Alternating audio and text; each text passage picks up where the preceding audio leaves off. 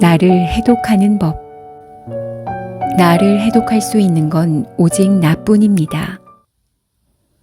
저에게 사람은 언제나 어려웠습니다. 처음 본 사람도 어제 본 사람처럼 쉽게 가까워지는 이들이 얼마나 부럽던지요. 저는 반대로 어제 본 사람도 처음 본 사람처럼 어려웠습니다.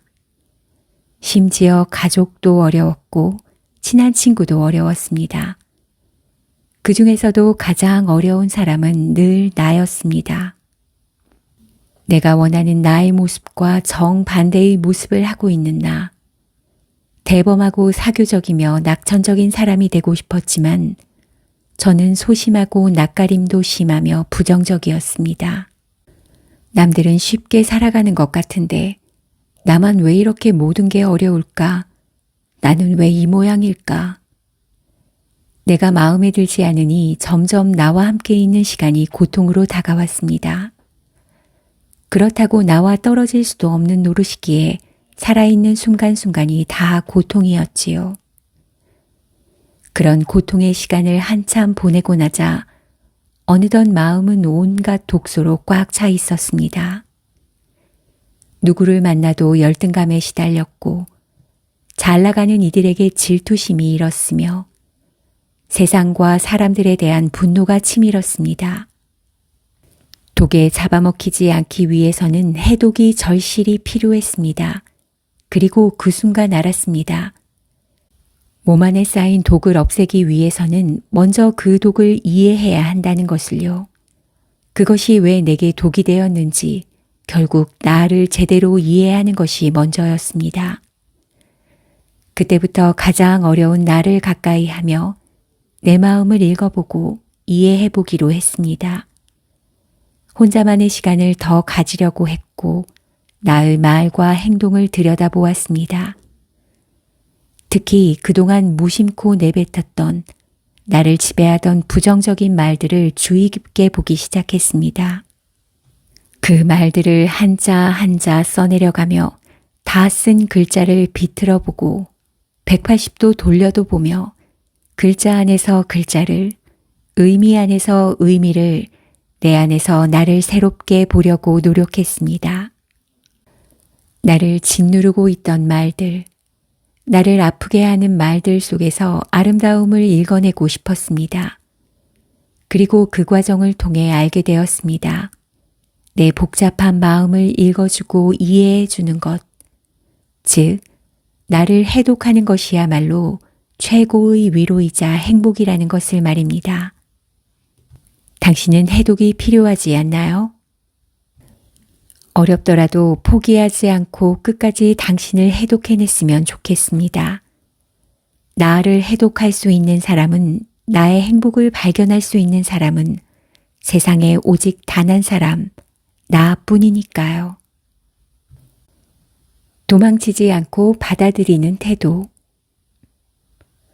요즘 호호포노포노를 하고 있는데 제법 효과가 있는 것 같아. 호호포노포노? 그게 뭔데?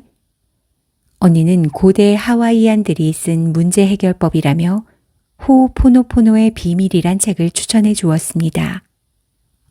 책을 읽다 보니 호호포노포노의 메시지 중 무슨 문제를 겪든지 그것은 100% 내 책임이다 라는 말이 있었습니다. 삶이 순탄치 않아 마음고생을 하던 제게 이 말은 쉽게 받아들이기 어려웠습니다.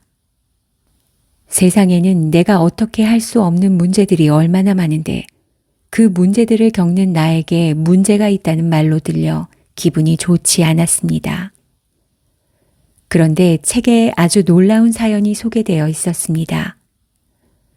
현대 호호포노포노의 권위자인 휴렌 박사가 하와이의 한 정신병원에서 일하게 되었는데 휴렌 박사의 호호포노포노 치료법 덕분에 환자들이 모두 치유되어 퇴원을 하게 되었고 그 바람에 병동이 문을 닫았다는 이야기였습니다. 그의 치료법은 매우 간단했습니다. 박사는 환자들을 치유해야 할 대상으로 대하지 않았습니다. 오히려 환자들에게 문제가 있다고 생각하는 자신을 치유해야 한다고 보았습니다. 그런 마음으로 꾸준히 환자를 대하면서 자신의 마음을 계속 치유한 결과 환자들 역시 더불어 마음이 건강해지고 많은 사람이 퇴원을 할 수 있었다는 겁니다.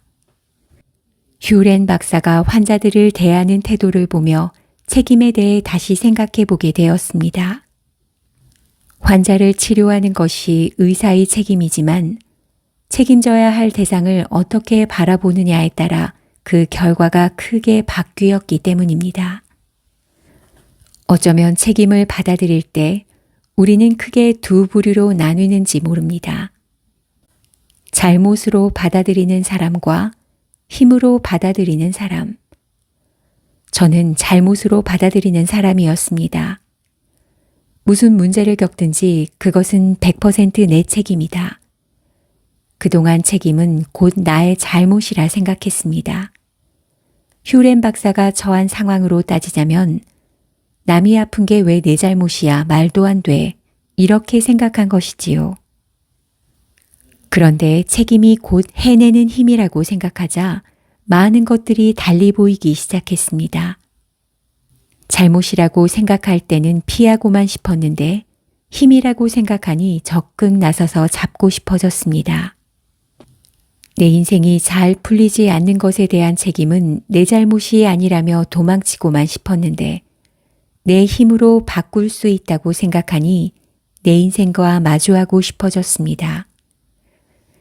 다른 사람과의 관계에서 문제가 생겼을 때도 다른 사람의 마음은 내가 어떻게 할 수 없으니 내 잘못이 아니라고만 생각했는데 내 힘으로 바꿀 수 있는 내 마음의 문제라 생각하니 내가 해결할 수 있는 문제가 되었습니다.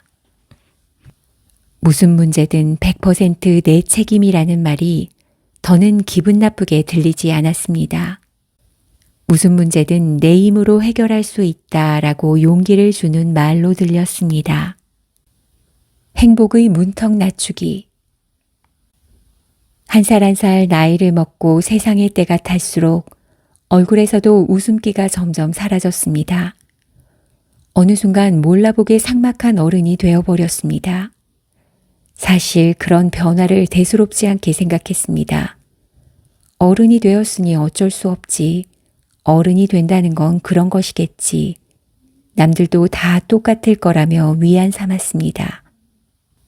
학창시절에는 낙엽 굴러가는 소리에도 깨르르 웃던 소녀였는데 다음 날이면 무슨 일로 웃었는지 생각도 안 날 만큼 사소한 일에도 배꼽을 잡으며 웃곤 했는데 하지만 똑같은 어른인데도 삭막하기는커녕 천진난만한 친구를 보며 깨달았습니다.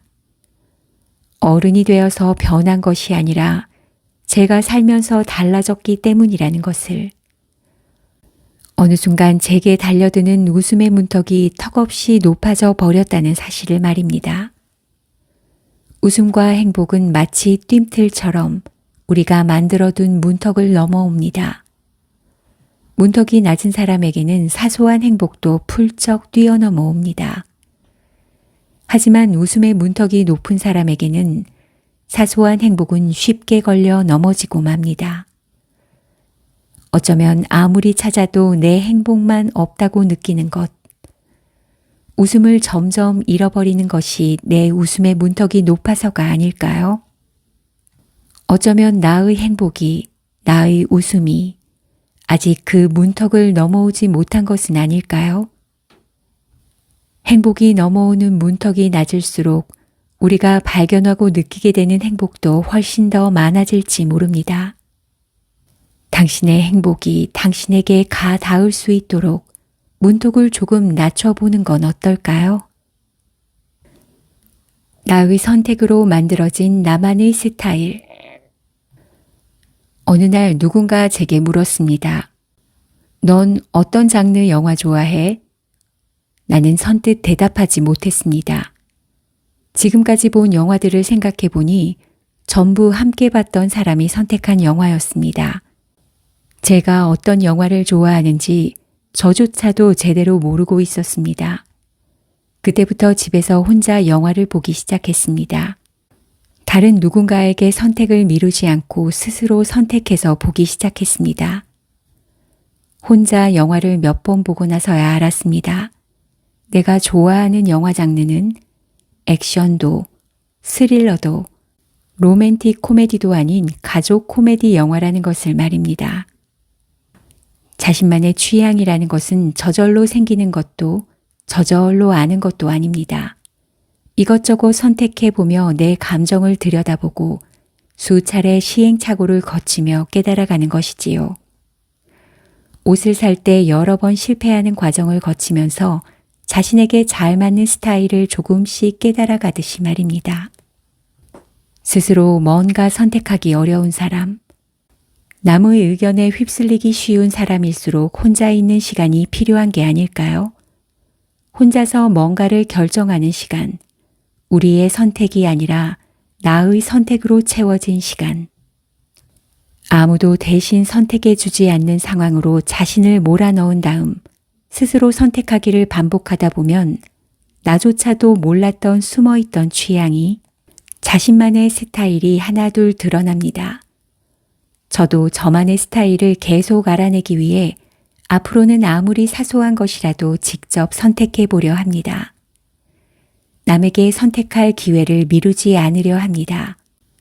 선택을 피하거나 미루는 것은 곧 나의 취향, 나의 스타일을 포기하는 것이니까요.